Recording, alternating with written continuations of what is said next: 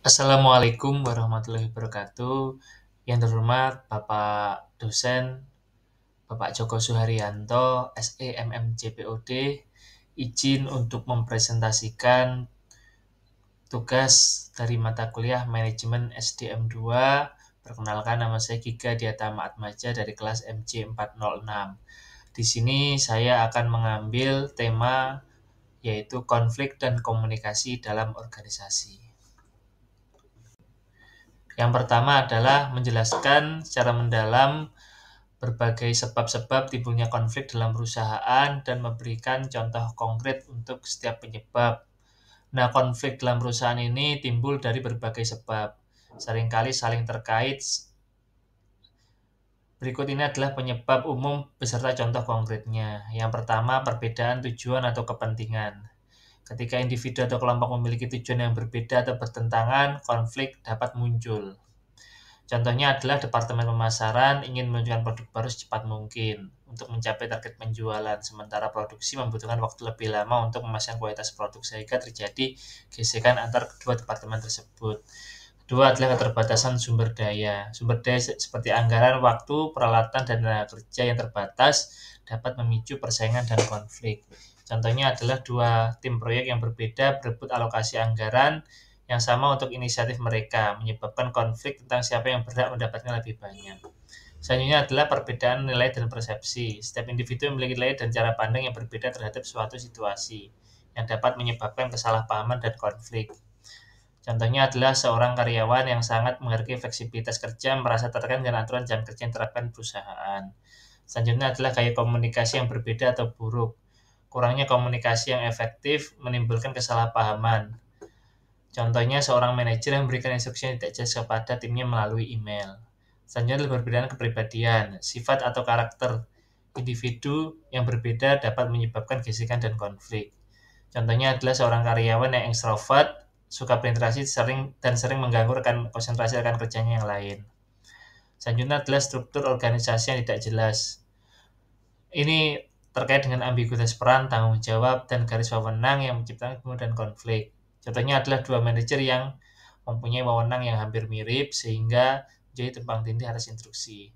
Selanjutnya adalah perubahan organisasi. Perubahan besar dalam perusahaan, misalnya merger, restrukturisasi, ini pasti kemungkinan besar akan membuat gesekan antar para dari divisi. Selanjutnya adalah ketidakadilan dan kesetaraan. Perasaan bahwa perlakuan tidak adil, diskriminasi dalam distribusi penghargaan atau beban kerja dapat memicu konflik. Contohnya adalah karyawan merasa bahwa promosi diberikan berdasarkan koneksi pribadi daripada rekan kerja, jadi karyawan tersebut merasa tidak adil. Selanjutnya adalah menguraikan berbagai metode yang efektif untuk menangani konflik dan analisis bagaimana setiap metode tersebut dapat diterapkan untuk mencapai penyelesaian konflik atau penyelesaian yang optimal. Yang pertama, negosiasi. Jadi negosiasi adalah proses di mana dua atau lebih pihak berkonflik mencoba mencapai kesepakatan yang saling mengenal melalui diskusi dan tawar-menawar. Selanjutnya adalah mediasi. Mediasi ini adalah perlu melibatkan pihak ketiga yang netral dan tidak berpihak untuk memfasilitasi komunikasi dan membantu pihak-pihak yang berkonflik menemukan solusi sendiri. Mediator tidak perlu memberi keputusan tapi membimbing prosesnya. Selanjutnya ada arbitrasi. Melibatkan pihak ketiga yang netral, yang mendengarkan argumen dari semua pihak dan membuat keputusan yang mengikat untuk menyelesaikan konflik. Selanjutnya adalah konfrontasi atau penyelesaian masalah. Pendekatan langsung di mana pihak-pihak yang berkonflik saling berhadapan untuk mendiskusikan masalah, mengidentifikasi akar penyebab dan mencari solusi. Selanjutnya adalah penghindaran atau avoidance, mengabaikan atau menunda penanganan konflik dengan harapan akan mereda sendiri. Selanjutnya adalah akomodasi, yaitu salah satu pihak mengalah atau menyerah pada tuntutan pihak lain untuk menjaga perdamaian. Selanjutnya adalah kompromi, kedua belah pihak menyerahkan sebagian dari tuntutan mereka untuk mencapai kesepakatan yang diterima oleh semua. Yang terakhir adalah kolaborasi, yaitu mencari win-win solution untuk memenuhi kebutuhan dan kepentingan semua pihak yang terlibat. Ini memerlukan keterbukaan dan kreativitas. Berikut ini adalah penjelasan tentang pentingnya komunikasi yang baik dalam organisasi, serta mengidentifikasi hambatan-hambatan umum yang sering terjadi dalam komunikasi efektif. Jadi pentingnya komunikasi yang baik bagi organisasi yaitu komunikasi itu adalah tulang punggung keberhasilan organisasi. Ini bukan hanya tentang menyampaikan informasi, tapi juga membangun hubungan, memahami perspektif, dan menciptakan lingkungan kerja yang produktif dan harmonis. Poin-poinnya adalah meningkatkan pemahaman dan koordinasi, membangun kepercayaan dan transparansi, meningkatkan moral dan motivasi, memfasilitasi pemecahan masalah dan pengambilan keputusan, mengelola konflik, meningkatkan inovasi, dan membangun budaya perusahaan yang kuat. Hambatan-hambatan umum dalam komunikasi efektif. Meskipun penting, komunikasi sering terhambat oleh berbagai faktor, yaitu hambatan semantik, hambatan psikologis, hambatan fisik atau lingkungan, hambatan pribadi atau interpersonal, hambatan struktural atau organisasi, hambatan teknologi, dan filter informasi. Berikut ini adalah rekomendasi pedoman komunikasi yang baik yang dapat diterapkan oleh manajemen SDM untuk meningkatkan hubungan kerja dan mencapai tujuan perusahaan dan karyawan. Jadi manajemen SDM ini memegang peran krusial dalam membangun dan memelihara budaya komunikasi yang sehat dalam organisasi. Berikut ini adalah rekomendasi pedoman komunikasi yang baik. Yang pertama, mengembangkan kebijakan komunikasi yang jelas. Jadi SDM harus menetapkan pedoman yang jelas tentang kapan, bagaimana, dan melalui saluran apa informasi itu harus disampaikan. Selanjutnya adalah dorong komunikasi dua arah, bottom up dari bawah ke atas atau top down.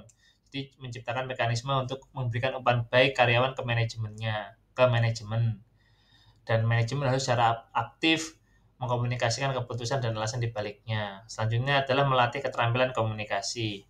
Rekomendasinya adalah menyelenggarakan pelatihan rutin tentang keterampilan komunikasi yang efektif untuk semua karyawan. Yang keempat adalah memanfaatkan saluran komunikasi, yaitu menggunakan kombinasi saluran komunikasi, misalnya email, rapat tatap muka, internet perusahaan, dan buletin. Platform kolaborasi seperti Zoom dan Microsoft Teams. Selanjutnya, promosikan transparansi dan kejujuran. Manajemen harus berkomunikasi secara jujur dan transparan tentang perusahaan terkait dengan tantangan perusahaan dan keberhasilan. Meskipun terkadang sulit, lebih baik mengkomunikasikan informasi yang ada. Selanjutnya adalah memberikan umpan balik yang konstruktif dan teratur. Rekomendasinya adalah mengembangkan budaya umpan balik yang berkesinambungan, bukan hanya saat evaluasi kinerja tahunan. Jadi manajer harus dilatih untuk memberikan umpan balik yang spesifik, tepat waktu, dan berorientasi pada pengembangan. Yang selanjutnya, fokus pada komunikasi nonverbal. Manajemen SDM harus menyertakan kesadaran tentang bahasa tubuh, nada suara, dan ekspresi wajah dalam pelatihan komunikasi. Manajer harus menjadi contoh dalam komunikasi nonverbal yang positif. Selanjutnya adalah sediakan platform penyelesaian konflik. SDM harus menyediakan mekanisme yang sangat jelas dan dapat diakses untuk menyelesaikan konflik, seperti mediasi internal, kebijakan, pengaduan, atau konseling. Selanjutnya adalah komunikasi dalam situasi krisis. SDM harus memiliki rencana komunikasi krisis yang jelas, termasuk siapa dan bertanggung jawab untuk berkomunikasi dan yang akan dikomunikasikan. Ini bertujuan untuk mengelola informasi secara efektif selama masa sulit, mengurangi kepanikan, dan menjaga reputasi perusahaan. Mungkin itu saja yang dapat saya sampaikan. Ada kurang lebihnya mohon maaf. Terima kasih sudah mengikuti presentasi dari saya.